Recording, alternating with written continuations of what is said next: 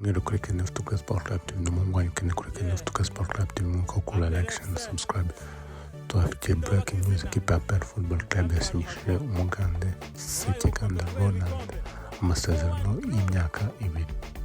Iyo makuru twari tuhafitiye yari umuhungu wanyu kuri Kenneth Tuka Sport Club TV nk'uko kula like, share na subscribe. Dufite ku munsi waje tubagezaho amakuru ya sport. Ciao.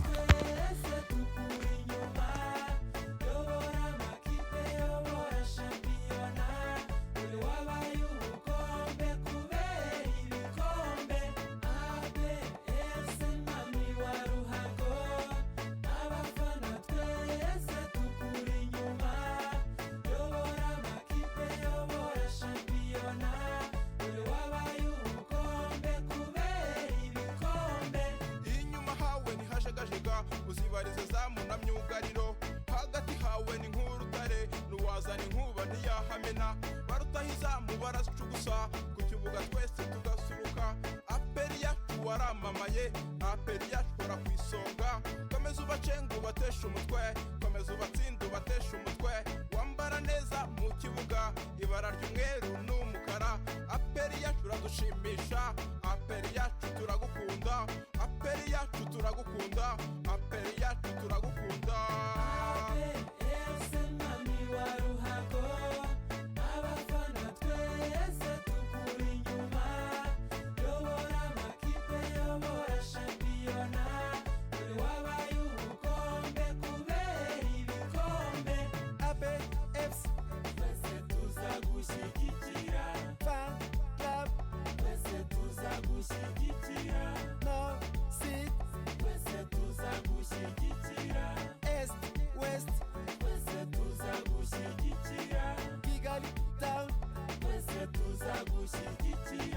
komite yose twese tuzagushyigikira ape president turagushyigikiye oye ape turagushyigikiye ape ese mwami wa ruhago abafana twese tukuri inyuma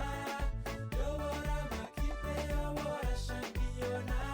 dore wabaye ubukombe kubera ibikombe tamba tamba tamba tamba tamba tamba oh aperi tamba zunguru kuchenge tamba sindi bitego tamba oh aperi tamba zunguru kuchenge tamba sindi bitego tamba aperi FC tamba aperi FC tamba kipe yacu kipe dukunda uradushimisha sindi bitego sindi bitego kipe dukunda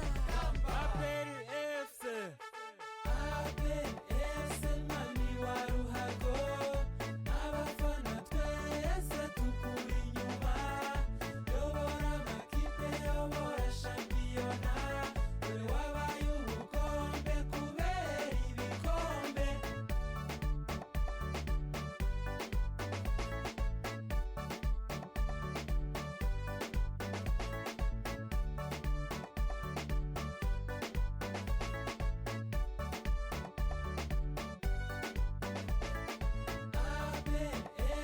mami wa ruhago